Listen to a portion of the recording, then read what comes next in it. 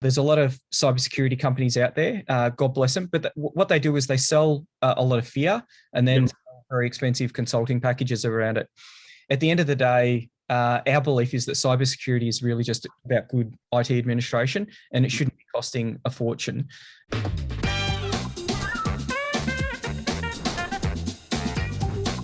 So joining me on the line today, I've got James Eling from Extreme Networks. Welcome to the call, James. Hello.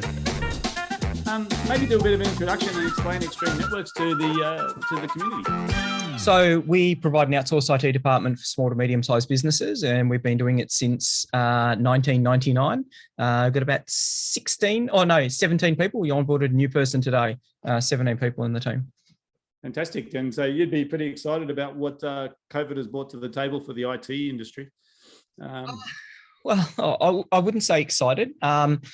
But definitely, so 2020 was our strongest year, just as we helped people transform from what was their traditional way of doing business to being able to do it in a COVID-safe way. So, who would have said when they were doing their risk assessments that the biggest risk that they faced was the state government was going to deny them the ability to bring their employees into work?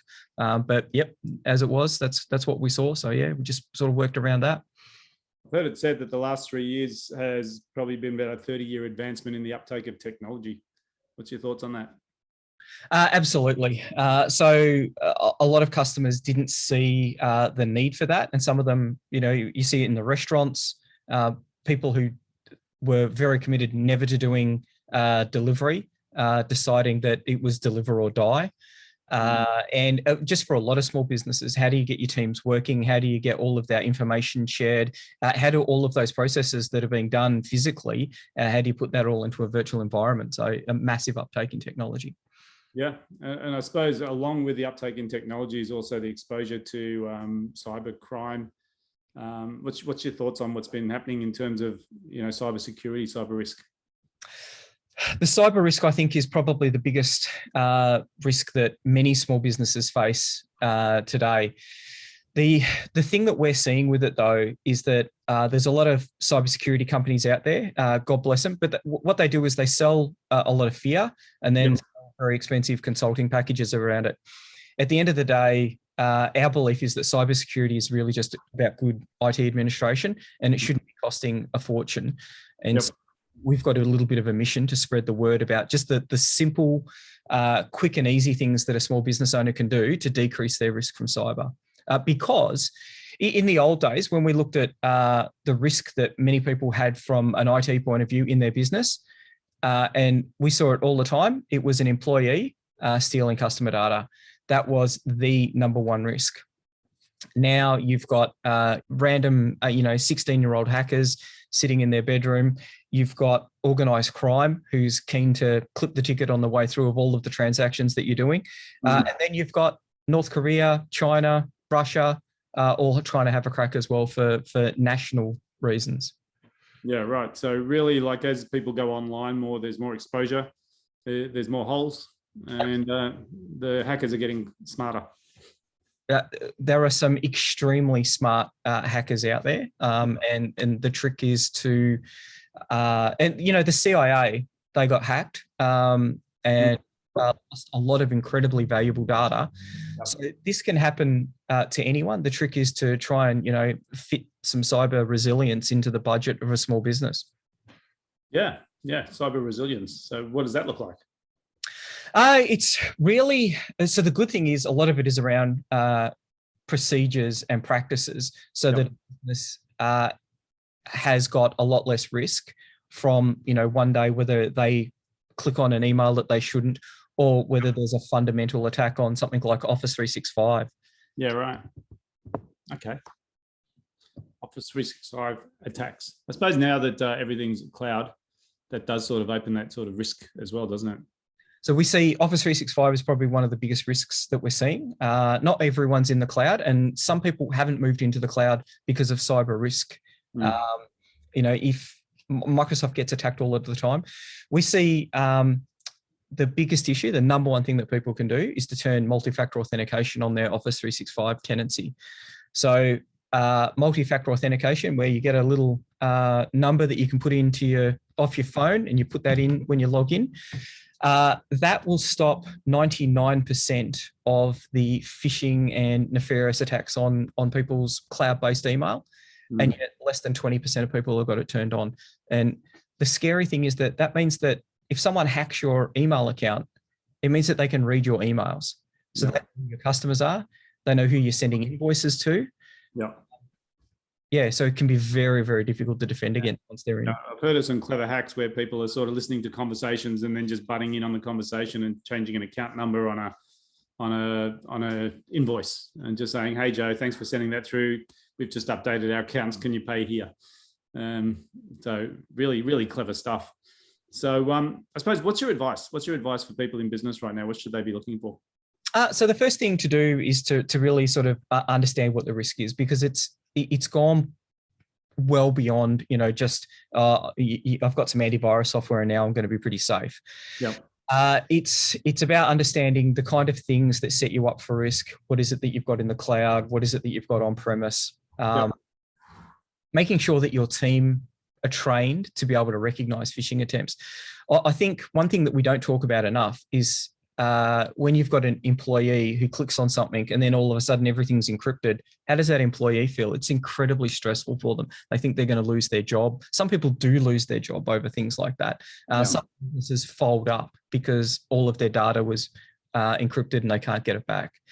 So it's just about thinking about what those risks can be. Have you checked your backup? Have you got multi-factor on? But a lot of people, they don't think about it until hopefully they hear about it from one of their suppliers or customers, or tragically it happens to them, and then they're the one who are just trying to put the pieces back together. Yeah. So I mean, the old saying of a backup is something that most people don't really need until the day they need it. So they don't think twice about it.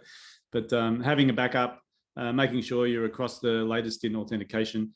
And you mentioned an interesting one, which is counseling people in not feeling bad if they do actually open a breach in the system, because I think you're right. I think people would tend to try and cover it up out of embarrassment, and that's where it gets worse, right?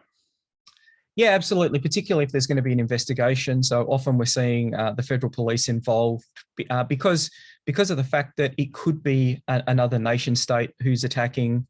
Trying to work out their ways into whatever they're trying to achieve. So sometimes it's political influence, sometimes it's just purely economic. But this is the thing that I think is the scary part of it, is that it's now small businesses up against 1,000 highly trained hackers working for a country. But the good thing is that we're one of hundreds of thousands, and if you just make it that little bit harder, they're going to go and find someone else that they can attack. Yeah, I mean, so it sounds obvious, but I remember I used to be a sales rep on the road, and I used to sell modems and things, and I had a couple in the back seat of the car. And rookie mistake, right? You should never leave anything exposed, because people who want to break into cars look through the window first. If there's nothing there, they move to the next car. And I think the same applies in the hacking world. Is if your system's a little bit harder than everyone else's, then the likelihood of being hacked is much, much lower. Exactly. Yep. Fantastic. So look, just on a side note, I'm more interested in maybe, you've been in business for 20 years, you've been doing IT. What would you consider the best piece of business advice you've ever received?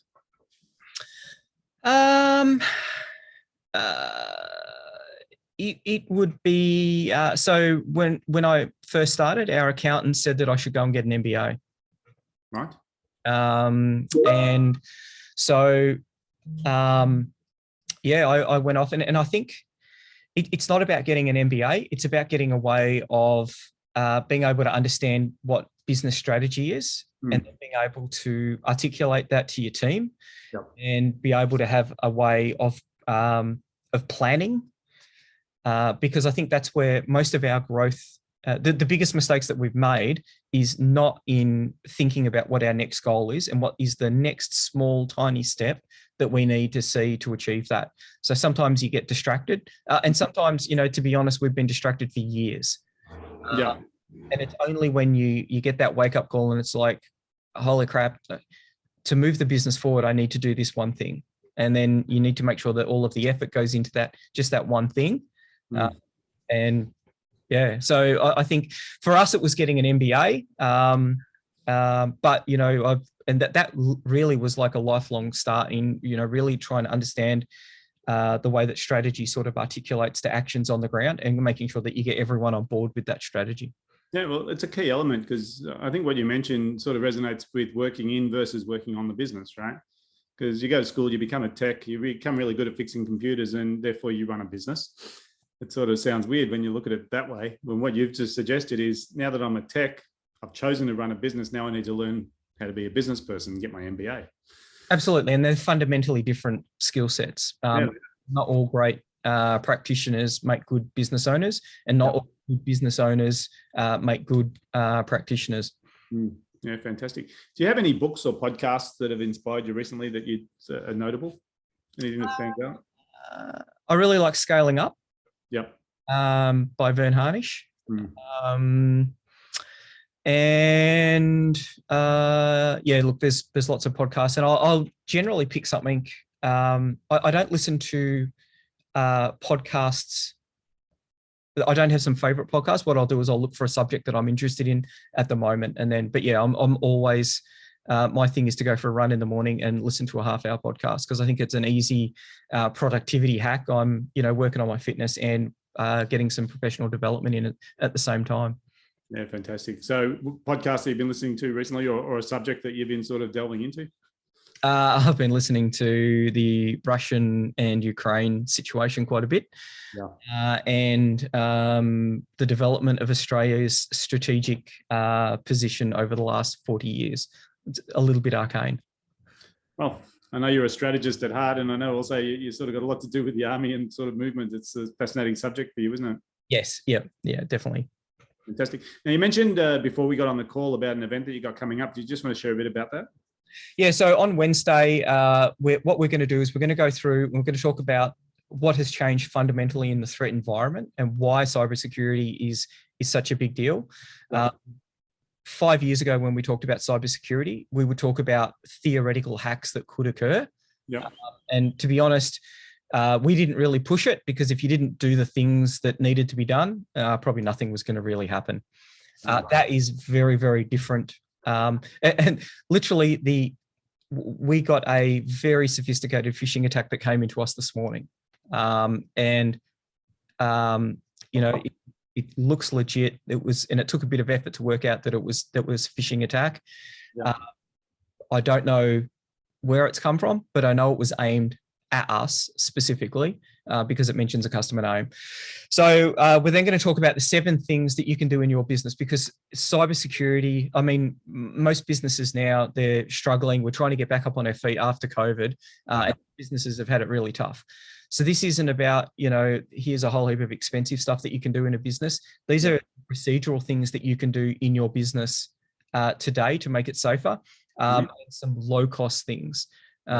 And we've got people who aren't even our customers coming along. It's so that they can go and have a more informed discussion with their IT provider about what they need from a cybersecurity point of view. Because you know, my fear is that one day we're going to wake up and there'll be 10,000. There'll be some sort of hack will have come out, and there'll be 10,000 businesses that are going to be suffering.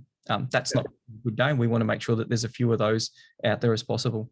Yeah, fantastic. So, how do people get access to the event? I can send you a link. They can check out our website, extremenetworks.com, and just have a look under events. If they miss the event, can they get a copy of the recording, or is there any other way? So I do have a podcast that talks about the kind of events, the kind of issues that we've seen, and we are going to record a podcast and we'll put that up. So yeah, we will have that out there as well. Right, so go to extremenetworks.com. Is it .com.au? .com.au, or follow us on Facebook, and we'll be putting that up there as well, so that we can.